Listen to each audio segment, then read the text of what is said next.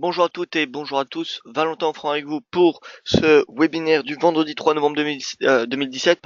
Alors comme vous le savez, Donald Trump et la Fed ont confirmé que Jérôme Powell sera le prochain président de la Fed après la fin du mandat de Janet Yellen qui sera en début février. Donc Jérôme Powell qui incarne un petit peu le successeur presque, on va dire presque parfait de Janet Yellen, à la seule différence que Jérôme Powell fait partie du parti républicain, mais sinon en soi la politique monétaire reste la même. C'est un fervent défenseur de cette politique monétaire. Donc bon, on a une prolongation à venir de cette politique monétaire. On a eu également la réforme fiscale qui a été annoncée en détail. Alors pour résumer, on aura, au lieu de 7 tranches d'imposition pour les particuliers, il n'y en aura plus que 4. Il y aura une réduction d'impôts les impôts sur les revenus de société passera de 35 à 20%. Et ensuite, on a un autre impôt qui va réduire également. Bref, on a une baisse des impôts qui va avoir lieu. Alors attention, la réforme n'est pas encore validée, ça doit passer par la Chambre des représentants la semaine prochaine et la Maison Blanche espère, la Maison Blanche et les marchés espèrent une mise en application avant la fin de l'année. Donc après la Chambre des représentants, c'est au tour du Sénat de voter. Voilà, oui exactement. Luc, Yellen avait été désigné par Barack Obama en 2013 ou 2014, il me semble. Donc oui. Alors bonjour à vous Luc, bonjour Bruno à l'UDCHF et aussi l'impératrice d'aujourd'hui. Alors on va voir ça. Frédéric, bonjour. Phil, François que je salue, Didier, euh, Frédéric, Balp, Raymond, voilà tout le monde. Bonjour à toutes et à tous. Catherine également. Voilà. Et donc aujourd'hui, le plus important, ça va être le NFP qui, comme vous savez, tombera à 13h30. Alors le trading avec effet levier amplifie toujours les gains et les pertes. Un compte risque limité présente un risque de perte du capital investi. L'investissement sur compte titre présente un risque de perte en capital. IG fournit exclusivement un service d'exécution d'ordre. La présentation est à titre indicatif et ne saurait être considérée comme un conseil ou une recommandation. Alors, clôture en ordre dispersé à Wall Street hier. On a eu le secteur techno qui se repliait, Facebook qui a entraîné la baisse du secteur, le Dow Jones qui progresse, le DXY qui clôture à l'équilibre, on va dire moins 0,10%, les rendements obligataires américains qui perdent 2 points de base, ce qui donne un rendement du 10 ans à 2,35. Le yen index ce matin progresse, à l'inverse du gold qui perd du terrain. Le Nikkei, le Hang Seng et le MSCI Pacific sont dans le vert. Calendrier économique. Alors, on aura des chiffres, comme vous pouvez voir, à 13h30. Clairement, ça va être le NFP canadien et le NFP américain. Le NFP américain qui est bien évidemment le plus important. Lors de la dernière publication, c'est-à-dire pour le NFP de septembre, on avait euh, une, une destruction de 33 000 emplois dans le secteur non agricole. C'est la première fois que c'est arrivé autant depuis 2010, me semble-t-il. Le taux de chômage est attendu stable. Donc bref, on devrait avoir des chiffres normalement qui devraient s'améliorer, parce que la variation de l'emploi, ça fait extrêmement longtemps, plus de 10 ans, qu'on n'a pas eu deux baisses consécutives. Ça fait près de 10 ans, oui, qu'on n'a pas eu deux baisses consécutives de ce NFP. Voilà, donc le NFP, pour moi, il va être positif. Est-ce qu'il va atteindre les 312K comme prévoit le consensus? Ça, on n'en sait pas trop. Mais bon, ce qu'il faut regarder, donc c'est la publication, si oui ou non elle dépassera le consensus. Par ailleurs, Yoav Nizar organisera un webinaire spécial rapport NFP, donc à 13h30 heure française. Alors on passe sur la plateforme Pro Real Time. Tac, je regarde les questions. Alors, on fait un tour sur DXY, les paires majeures, les indices, paires croisées et ensuite les matières premières. Donc, le dollar, on peut voir qu'il consolide cette semaine, alors que c'était une semaine plutôt, comment dire, chargée en termes d'annonces macroéconomiques. Donc, voilà, consolidation du dollar sous la résistance à 94,74. C'est une résistance importante puisque c'est un prix de clôture mensuel. Néanmoins, je ne m'inquiète pas trop pour la tendance haussière. Je pense qu'on est en train de faire la même configuration qu'au début du mois d'octobre. Vous voyez ici, on avait eu une résistance, une consolidation et puis un breakout, pardon. Donc là, je pense qu'on va avoir la même chose, c'est-à-dire une consolidation pendant encore quelques séances, et ensuite un breakout qui va ramener le cours du DXY à cette moyenne mobile à 200 jours et qui est la target de swing trading moyen terme du DXY. Voilà, donc je suis aussi sur le DXY et la première résistance est à 94,71 comme vous avez pu le constater. L'euro dollar, eh bien, c'est baissier. Si je suis aussi sur le DXY, je suis baissier sur le dollar, donc baissier, première résistance à court terme pour ceux qui s'intéressent au trading de court terme en intraday ou vraiment swing de quelques séances, on a le récent plus bas qui peut être visé. Le récent plus bas, on peut le voir, il est à 1,16. Voilà, donc il y a une cinquantaine de pips à aller chercher à la vente sur l'euro dollar à très court terme. Et sinon, la stratégie de moyen terme, c'est les 1,15, puis cette moyenne mobile à 200 jours, actuellement à 1,14. Le GBP USD, alors on a eu la BOE qui a remonté ses taux hier, première hausse des taux en 10 ans, ce qui ramène le taux directeur à 0,5%. Le marché a pris cette annonce de façon négative. Euh, alors, concrètement, comment justifier cette baisse? Eh bien, c'est achat de la news et vente de la rumeur. Achat de la rumeur, pardon, et excusez-moi. Euh, Achat de la rumeur et vente de la news. Donc c'était typiquement le cas. Le marché spéculait sur une hausse des taux. Le GBP était acheté au début de semaine et lors de la confirmation, on a eu une vente. Voilà, c'est ni plus ni moins que cette justification parce que d'un point de vue rationnel,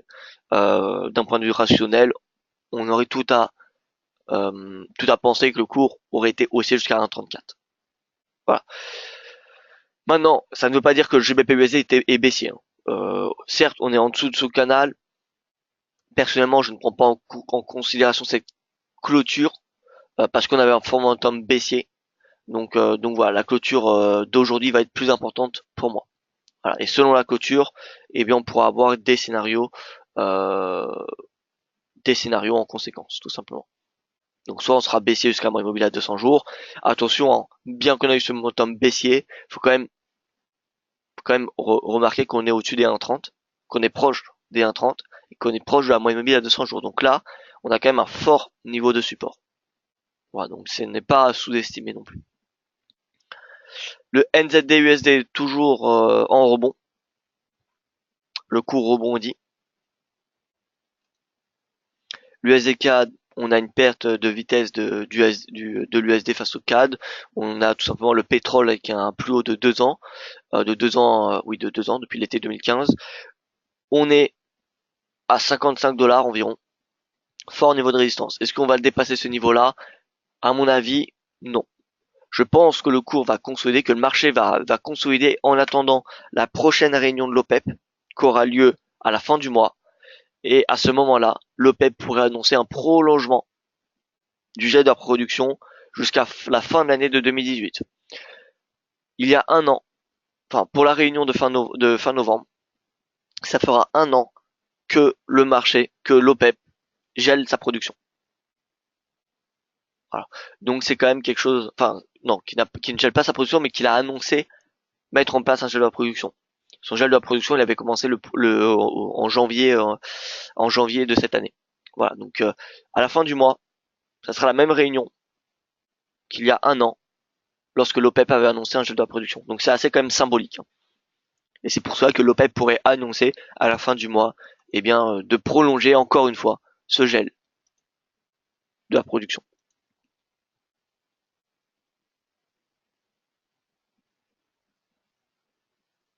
Philippe, corrélation, devise et bancaire. Euh, alors s'il y avait une devise qui était la plus corrélée au bancaire, ça serait le dollar. Mais les corrélations des bancaires, c'est surtout avec les rendements obligataires. Voilà, si vous regardez le rendement du 10 ans avec BNP Paribas, du 10 ans américain, si vous regardez le rendement du 10 ans américain avec HSBC, BNP Paribas, JP Morgan, voilà, ou toutes les grandes banques internationales, eh bien vous verrez qu'ils sont corrélés. Drapeau, drapeau égale retournement de tendance, oui, de manière générale. Euh, alors, alors, c'est compliqué. Drapeau, pas forcément retournement de tendance. Drapeau, c'est consolidation.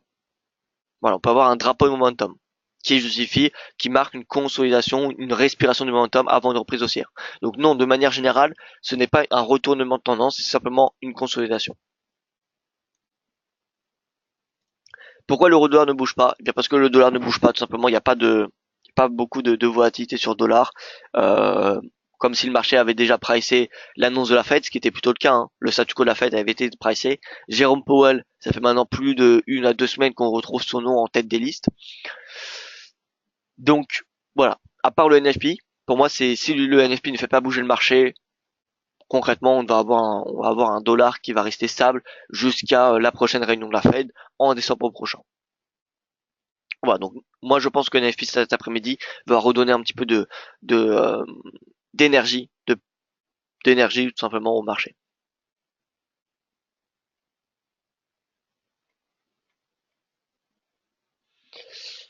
Euh, alors Philippe JLE, alors là on est sur des actions, on va y venir à la fin du webinaire parce que normalement ce webinaire n'est pas vraiment fait pour les actions, mais on va y venir sur les à la fin du webinaire Philippe si ça ne vous dérange pas. Alors bonjour à vous François, oui, bonjour, j'espère que vous allez bien. Alors oui, très bien. USD Yen, un mot, très bien. Catherine, NZD USD, d'accord. Alors NZD USD, donc comme je l'ai dit, honnêtement c'est un rebond qu'on a sur NZD USD à l'image de ce qu'on avait à la fin du mois de juillet, enfin à la fin du mois d'août, pardon, au début du mois d'octobre. Voilà. Donc pour moi, il n'y a pas encore de retournement de tendance. C'est pas suffisant pour dire qu'il y a un retournement de tendance. Le retournement de tendance, je pourrais le valider qu'en cas de la cassure de la moyenne mobile à 20 jours que nous allons rajouter tout de suite.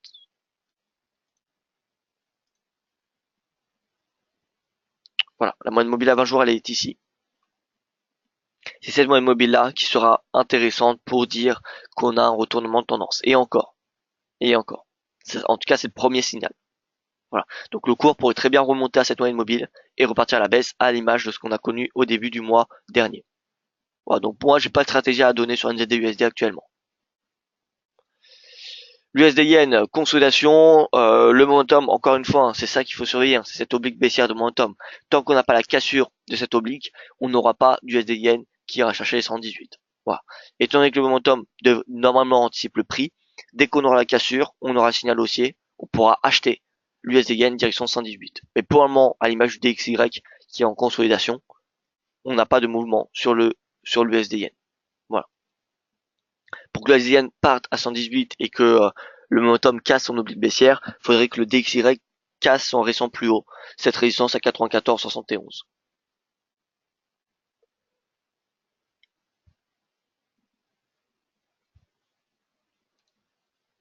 L'USD s'achève toujours la parité, hein, patience, consolidation autour de la parité et pour le moment pas réel, pas de vraiment de scénario. On a un RSI qui est sous une résistance de momentum importante, donc voilà, consolidation sur du court terme. Et enfin la USD pour les paires majeures. La USD toujours un scénario baissier. Je suis un défenseur de la hausse du dollar depuis le deuxième semestre. Donc voilà, dollar, moi je suis dossier, ce qui doit faire pression sur le cours et sur le gold qui ce dernier est corrélé à l'AUD. Donc si le gold est baissier, l'AUD sera baissier. Voilà, donc moi je suis plutôt baissier sur l'AUD USD. Baissier donc, excusez-moi.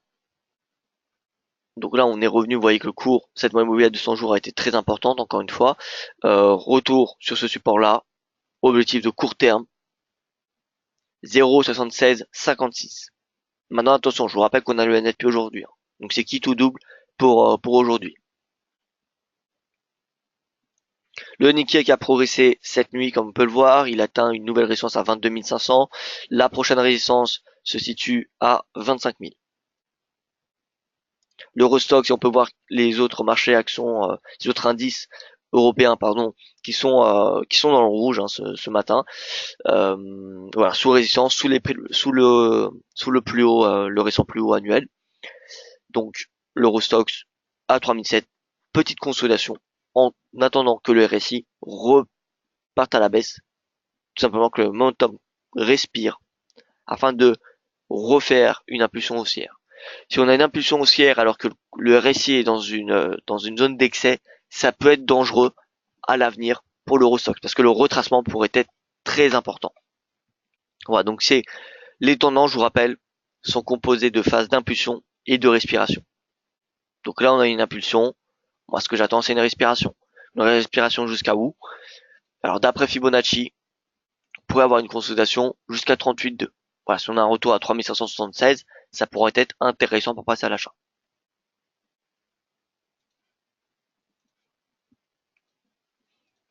Le DAX qui a atteint les 13 500. Voilà, 13 500, l'objectif a été atteint, il me semble. Plus haut. Ah non, pas encore. Voilà, résistance à 13 500 points. Pas de cassure de cette résistance pour le moment. Encore une fois, le RSI est dans une zone d'excès vraiment très importante. Donc moi, ce que je m'attends, c'est à une consolidation. Et en intraday, c'est à mon avis ce qui devrait être le cas. Voilà, donc consolidation du DAX entre son récent plus haut de la veille et son récent plus bas. Voilà, donc tout simplement entre son plus haut et son plus bas de la veille. Pareil pour le CAC 40. CAC 40, vous voyez qu'on a un repli. Le plus haut annuel est à 5136. Et pour moi, c'est une consolidation entre le précédent plus haut prix de clôture hebdomadaire de l'année à 5467 et le plus haut annuel. Donc voilà, pour moi, je m'attends à une consolidation entre ces deux bornes. En tout cas, c'est ce que j'avais noté dans mon article d'hier.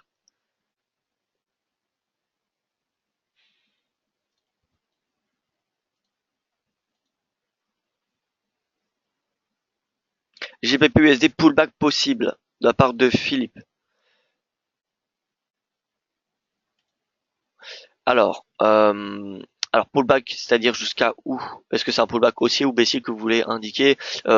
Pour moi, je pense que GBP-USD est bien parti pour aller chercher un 30 et à partir d'un 30, ça sera important de regarder la réaction du marché sur cette borne parce que ça coïncide également avec la moyenne mobile à 200 jours. Voilà, donc GBP-USD sera vraiment très important la zone des 1,30. Alors, Catherine qui me demande un objectif sur le FTSE. FTSE corrélé au GBP. C'est pour ça que le FTSE est haussier à l'inverse de tous les marchés actions européens et des marchés actions de Wall Street comme on peut voir sur les futurs. Donc le FTSE, il est haussier. Pourquoi? Parce qu'on a une baisse de la livre, ce qui soutient l'indice. Donc pour moi l'indice, il est parti pour aller chercher ses plus hauts historiques qui sont à 7600. Voilà, donc 7600, c'est l'objectif de court terme pour le FTSE. Est-ce qu'il va dépasser ces niveaux-là?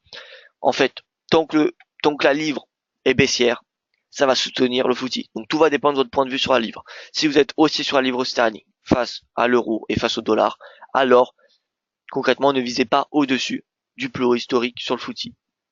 Maintenant, si vous avez un avis plutôt baissier sur la livre sterling, que ce soit à court, moyen, long terme, les stratégies acheteuses au-dessus de ce plus haut historique, donc en clair, viser des nouveaux records sur le FTSE est justifié. Voilà, donc tout dépend de votre point de vue sur la livre sterling. Et vraiment que de la livre sterling. Parce que si vous regardez, alors,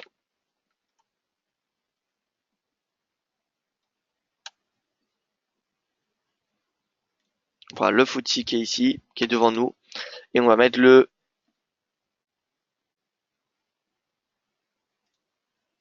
GBP USD et Euro GBP.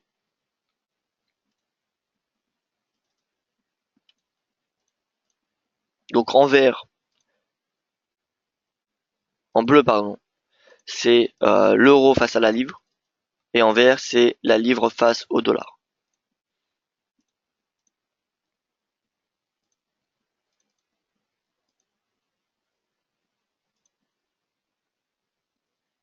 Non, pardon, c'est l'inverse. Excusez-moi. Donc en vert, nous avons bien la livre face au dollar et en bleu l'euro face à la livre. On va se mettre sur un an, même plus. Non, sur un an, ça va être suffisant. Et vous voyez que la corrélation qui est quand même très importante, si on fait abstrait de l'euro GBP, vous voyez que quand on a une hausse de la livre sterling, on a souvent, généralement, un FTSE qui est en consolidation ou au moins, enfin qui respire ou au moins en consolidation. Comme ici par exemple, comme ici. Bon ici on avait de l'appétit pour le risque a priori. Par contre, quand on a une baisse, c'est surtout les baisses qui vont être intéressantes. Quand on a une baisse, c'est vraiment très très dynamique. C'est-à-dire que dès qu'on a une baisse de la livre, le footy part directement à la hausse. Quand on a une hausse, voilà, c'est un petit peu, disons que ça consolide, ça immobilise le footy, parfois ça le sanctionne. Mais c'est surtout quand on a une baisse de la livre que là, le marché réagit directement. Il réagit directement à la hausse. Regardez, on va tracer très rapidement. Donc là, on a le point haut de la livre, le récent plus haut, d'accord. Ici, récent plus haut.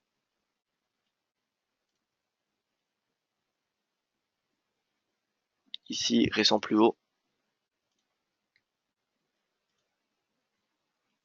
Voilà, donc si vous regardez la livre, à chaque fois qu'on a cette dépression en vert, là on a eu une hausse du footy. Baisse de la livre, bon, hausse du footy, ensuite on a eu ici, donc le 8, c'était avec la Corée du Nord. Hein. Donc les tensions avec la Corée du Nord ont immobilisé tous les marchés actions. Donc c'est pas une corrélation 100% négative, hein, mais encore une fois, la livre a un rôle très très important sur le footy. Voilà. En tout cas, j'espère que vous l'aurez constaté. Donc le foot, si vous êtes baissé sur la livre, alors le footy vous pouvez être haussier au-delà des 7600. Moi personnellement, je m'attends à ce que la livre reste quand même au-dessus des 1,30 face au dollar et que l'euro GBP reste en dessous des 0,90. Donc je pense qu'on pourrait avoir une nouvelle super performance de la livre à court terme. C'est pour cela que je n'anticipe pas des nouveaux records sur la livre, sur le footy pour le moment. Voilà, pour le moment et sur du moyen terme. Pardon. Donc le footy pour moi, c'est haussier jusqu'au sommet à 7006. On va peut-être avoir des mèches au-dessus. On va peut-être avoir des prix de clôture légèrement au-dessus. Mais concrètement, on devrait rester à 7006. En tout cas, tant que le GBP USD tient les 1,30 et tant que l'euro GBP ne dépasse pas 0,90. Voilà. Oula. Alors, beaucoup de questions. CAC corrélé à la volatilité euro-dollar. Alors, CAC corrélé à l'euro-dollar, au rendement obligataire américain. Et voilà, tout simplement. Donc l'euro-dollar, la volatilité euro-dollar, pas réellement, mais l'euro a un impact important sur le CAC 40. Après, encore une fois, le CAC et la zone euro d'une manière générale n'est pas autant, ces exportations ne représentent pas autant face au Japon. Donc par exemple, si vous faites une corrélation entre le Nikkei et le yen, ça va être une corrélation qui va être 100% positive. C'est-à-dire 100%, oui, corrélation négative. Si vous avez une baisse du yen, le Nikkei va progresser. D'accord. Dans la zone euro, c'est un petit peu ça. Sauf que, étant donné qu'on a un petit peu moins de taux d'exportation par rapport à la richesse produite, la richesse totale produite, contrairement au Japon, et puis on a des phases. C'est-à-dire que les phases où il y a de l'appétit pour le risque, la corrélation négative avec l'euro-dollar fonctionne. Par contre, lorsqu'on a des phases d'aversion au risque, alors oui, excusez-moi, je pense que donc dès qu'on a une phase d'appétit pour le risque, la corrélation avec l'euro-dollar fonctionne. Dès qu'on a des phases d'aversion au risque, la corrélation euro-dollar ne fonctionne plus. Voilà, donc si vous regardez cet été, la corrélation euro-dollar ne fonctionnait pas. Zone de vente en pullback sur le GBP USD. Alors zone de vente en pullback. Pour moi le GBP USD, donc à court terme, comme vous le savez, je ne suis pas un grand fan du trading GBP USD. Donc si je devais trader un pullback, reprendre une position vendeuse, pour moi je ne la prendrais pas avant 1,35. Voilà. 1,35, le récent sommet. Maintenant, si je devais donner un niveau intermédiaire, ça serait cette oblique baissière. Voilà, cette oblique baissière, elle se vend. Mais pas avant. En tout cas, ça me semblerait assez risqué.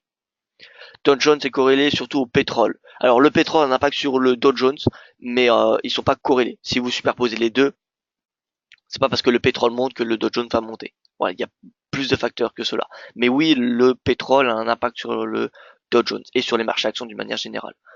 Encore un exemple, US Oil. Tac, on va enlever. Et on va mettre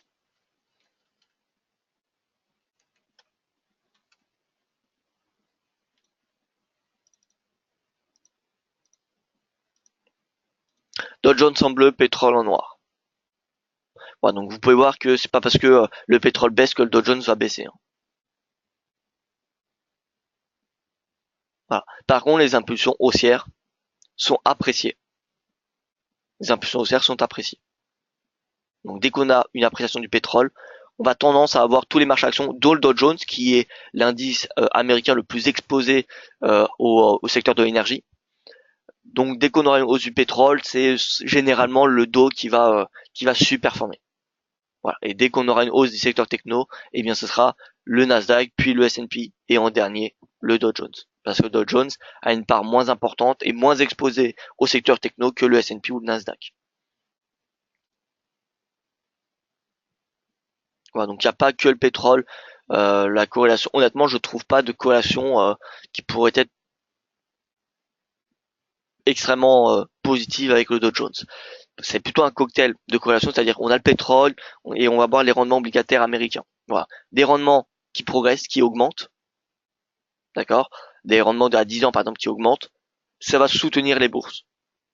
Enfin, ça va soutenir le secteur bancaire. Alors que des rendements obligataires américains qui se contractent, qui se replient, qui perdent du terrain, on va avoir un secteur bancaire qui sera sous pression. Et le secteur bancaire est également très important, très présent dans le Dow Jones.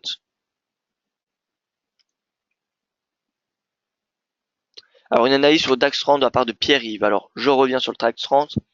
Concrètement, ce qu'il faut comprendre sur les marchés actions, c'est leurs momentum sont sous des résistances historiques de très très long terme.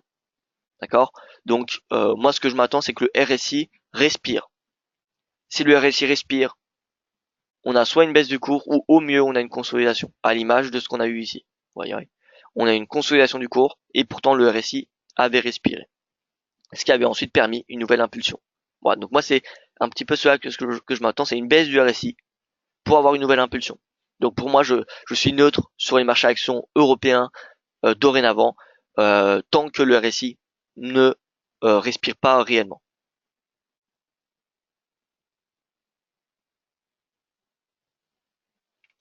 Alors oui, Pierre-Yves, n'aviez-vous pas dit 7000 à long terme pour le footy? Si Pierre-Yves, moi je suis plutôt baissier sur le footy à long terme. Pourquoi? Eh bien parce que on le voit sur les statistiques macroéconomiques, à un moment ou à un autre, la livre ne va pas tout faire. Pour le moment, le Brexit ne pèse pas vraiment sur le footy. Il ne pèse même pas du tout, parce que depuis le Brexit, on a des nouveaux records sur le footy, donc on n'a aucun impact sur le footy de la part du Brexit. On a plutôt un impact sur la livre sterling. Mais maintenant, ce qu'il faut regarder, c'est les statistiques macroéconomiques. Qu'est-ce qu'on constate? C'est que déjà les investissements sont à plat depuis le vote en faveur du Brexit. La croissance, elle est molle. Donc les entreprises britanniques vont devoir trouver des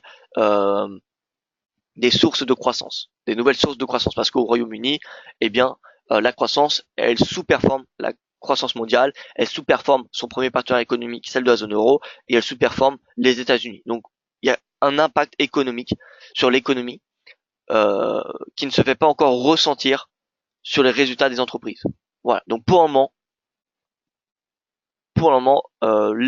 les entreprises en fait profitent de la baisse de la livre et d'un marché, d'une présence encore sur le marché de l'Union européenne. Ils ont encore accès au marché unique, d'accord? Sauf qu'ils ont des produits beaucoup plus compétitifs.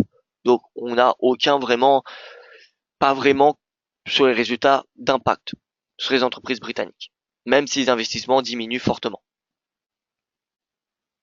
Maintenant, dès qu'on aura le Brexit, dès que le Brexit va arriver, si le Royaume-Uni n'a plus accès au marché unique européen, ce qui sera normalement le cas, hein, eh bien, là, ça va commencer à poser des problèmes de compétitivité et les entreprises britanniques rencontreront à ce moment-là des problèmes pour exporter et pour maintenir leur objectif. Et s'ils maintiennent pas leur objectif, ou du moins leurs précédents résultats, eh bien, les investisseurs vont choisir d'autres actifs. Voilà, donc moi c'est ma théorie, enfin c'est ma pensée, c'est mon analyse qui est plutôt fondamentale que technique actuellement. D'un point de vue technique, moi ce que je constate, c'est qu'on a toujours une divergence baissière. Il suffit de regarder le graphique mensuel. Alors non, pardon, hebdomadaire. Regardez le graphique hebdomadaire, on a toujours cette divergence haussière. D'accord? Donc voilà, moi je suis clairement baissier sur le FTSE à long terme. Powell, non, il n'est pas au pouvoir immédiatement. Philippe, il remplacera Janet Yellen à la fin de son mandat qui prendra lieu au début du mois de février. Quel peut être selon vous l'impact du NFI sur le dollar? Eh bien Didier, tout simplement, hein, ça va dépendre du chiffre selon le consensus. Si le chiffre est au-dessus du consensus, ce sera haussier. Si le chiffre est en dessous, ça sera neutre voire baissier. Tout simplement. Alors stratégie du jour, non, on n'en a pas vu encore Frédéric. Alors regardons ça ensemble. Alors je vais exclure le dollar déjà parce qu'on a le NFP aujourd'hui, donc voilà, on va pas prendre des risques inutilement. On va regarder quelle devise superforme, d'accord? Donc AUD-USD baissier, euro-dollar baissier, NZD-USD haussier. Hop, hop. Donc NZD, il a l'air de superformer.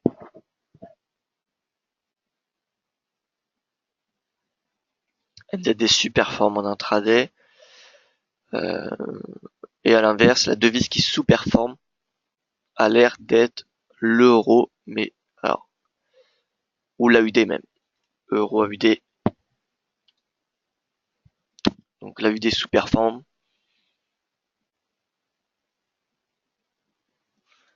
Vous voyez que l'AUD sous-performe le yen, sous-performe le franc suisse, sous-performe le NZD, l'USD, l'euro.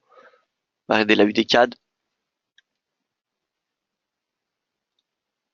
Ah, donc l'AUD sous-performe. Donc AUD NZD vente. Voilà, c'est l'objectif c'est la stratégie du jour. C'est celle qui a un plus fort momentum. Après, bon, vous savez que la majeure partie des volumes de l'AUD NZD sont réalisés pendant la nuit, pendant la séance asiatique. D'accord? Donc, voilà, les volumes vont être assez limités. Mais en tout cas, je pense que le cours peut venir chercher. Si c'est pas aujourd'hui, ce sera fait au début de semaine prochaine. Cette moyenne mobile à 50 jours. Voilà. Objectif de court terme. Pourquoi? Parce que l'AUD, encore une fois, moi je suis baissier dans le sillage de la baisse du gold qui devrait être provoquée par la hausse du dollar. Voilà. Et en plus de cela, le NZD, on peut voir qu'il rebondit assez fortement. À l'inverse de l'AUD, il n'est pas corrélé à un actif vraiment particulier. Donc le NZD, on a un rebond qui, face à une devise faible en ce moment à court terme, est exploitable. Et la devise faible à court terme, c'est l'AUD. Donc AUD NZD, baissier. Ça ne sera probablement pas réalisé aujourd'hui parce que, encore une fois, les volumes de l'AUD NZD sont réalisés en Asie.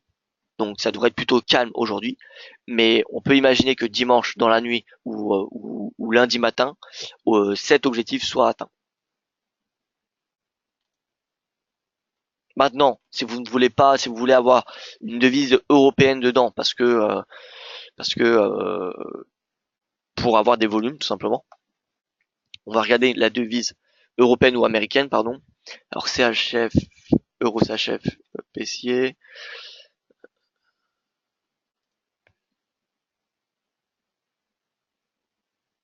Alors on va regarder l'euro CAD. Alors l'euro ou le CAD se short. Ils sont équivalents. Et c'est les deux devises les plus faibles si on prend, enfin, sur la région européenne et sur la région américaine. Parmi les devises majeures, bien évidemment. Donc l'euro ou le CAD, donc face au NZD. Donc l'euro NZD baissier jusqu'à cette résistance à 1,6730 ou le NZD CAD. Le NZD CAD que je ne regarde quasiment jamais. Donc on va regarder ça ensemble. NZD CAD donc bullish, précédent sommet, on peut même aller chercher cette résistance autour des 0,8940. Maintenant attention, le CAD, je vous rappelle qu'on a le NFP et taux de chômage canadien qui vont être publiés aujourd'hui. Et je m'abstiendrai personnellement de vendre le CAD au vu de la tendance haussière du pétrole, même si le pétrole est sous résistance. Voilà, moi je m'attends à un frein du CAD, mais tout de même, on est quand même le CAD dans un cycle de hausse des taux et qui pourrait être durci lors de la prochaine réunion. Donc voilà, le CAD, le shorté, attention, prudence. Je privilégierai la vente euro, étant donné qu'on est déjà enfin on est plutôt, moi je suis baissé en tout cas sur l'euro dollar, donc j'ai plus de confort à vendre l'euro en ce moment que le CAD. Donc si je devais vendre si je devais soit vendre l'euro NZD ou acheter le NZD CAD, je préférerais de loin vendre l'euro NZD. Donc l'euro NZD, voilà, retour à la précédente résistance devenu support à 1,6730.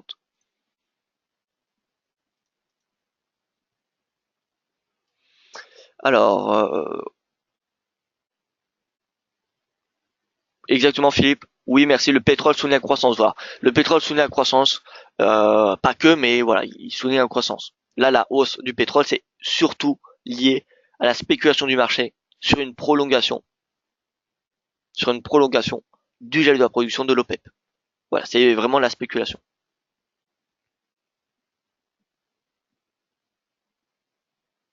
Alors, mon pronostic pour les NFP. Alors, c'est vraiment un pronostic. Hein, c'est un peu un choix au pif. Moi, je mettrais un tout petit peu en dessous du consensus. Mais bon, après, honnêtement, personne ne le sait. Ni moi, ni personne d'autre. Donc, je ne suis pas plus avancé que vous sur ce chiffre du NFP. Voilà, soyez rassurés. Donc, voilà, le chiffre est à 312. Disons que 290, ça m'étonnerait pas. Mais bon, voilà. Euh, après, je n'ai pas de boule de cristal entre les mains. Les entreprises ont créé des filiales en EU. Bah, pas de Pierre-Yves. Alors, Pierre-Yves, c'est déjà le cas. C'est déjà le cas. Hein. Il y a des entreprises qui commencent à se couvrir en ouvrant des sièges, des nouveaux sièges qui sont prêts à ouvrir, qui ont acheté des bâtiments, qui ont ouvert des filiales, etc. Mais souvent c'est le cas. Hein. Ceux qui ont, regardez, les entreprises britanniques, il faut savoir que le premier partenaire économique de, euh, du Royaume-Uni, c'est l'Allemagne puis la France. D'accord. Donc ils ont déjà, étant donné que c'est leur plus gros marché, ils ont déjà des filiales dans ces deux pays. Donc en fait il y a déjà ils ont déjà préparé des plans pour déplacer le siège social. Déplacer un siège social, bon, ça coûte de l'argent, mais en soi, ce n'est pas très compliqué. Et l'Union européenne accueilleront à bras ouverts probablement les entreprises britanniques. Voilà. Donc, euh, donc voilà. Alors Philippe, quand vous êtes en gain, est-ce qu'il y a une méthode pour stop suiveur? Alors pendant un NFP, non, il n'y en a pas vraiment.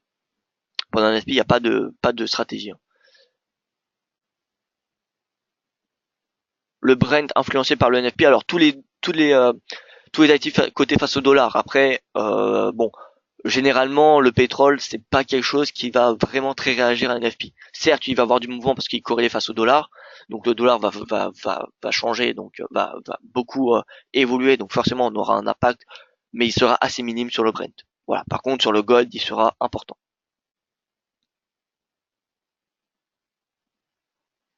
Spéculation égale anticipation de croissance. Alors, euh, non, c'est simplement alors la spéculation du marché sur le gel de la production de l'OPEP est simplement due parce que l'OPEP veut baisser, veut rééquilibrer le marché mondial. C'est pas, ce n'est pas vraiment, c'est vraiment pas par rapport à la croissance mondiale cette spéculation. C'est vraiment pour le gel de la production qui a pour but de faire remonter les prix. Voilà, l'OPEP veut vraiment faire remonter le prix du baril et ça passe par une baisse de l'offre. C'est toujours la même chose, hein, c'est l'offre et la demande. La demande, elle est importante. On a une croissance mondiale qui a été revue à la hausse par la Banque mondiale, par le FMI. Donc on a une croissance mondiale qui est quand même assez bonne, sauf qu'on a une offre qui est inondée, comme vous savez, depuis 2014. Donc on a un prix qui est extrêmement bas. Maintenant, si l'offre diminue, eh bien ça va mécaniquement faire remonter les prix. Voilà. Y a-t-il selon vous un bon trade du jour? Donc si vous appelez du jour, à mon avis ça s'appelle en intraday. En intraday, honnêtement, bon, je n'ai pas de conviction forte. Comme je vous ai dit, là actuellement vu les tendances de court terme, l'euro NZD à la vente me semble intéressant. Maintenant en intraday, tout va dépendre du NFP. Donc euh, donc voilà, tout le marché va attendre le NFP, que ce soit sur l'euro, sur le yen, sur voilà, le marché va attendre le NFP.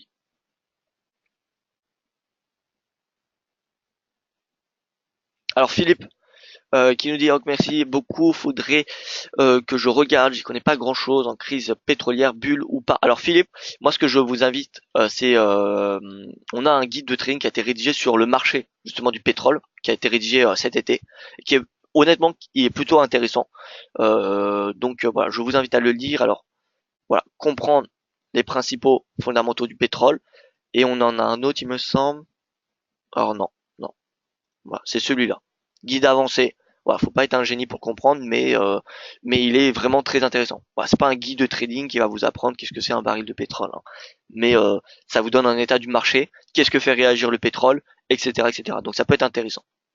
Donc, pour le télécharger, vous n'avez qu'à aller sur cette petite bannière, vous voyez,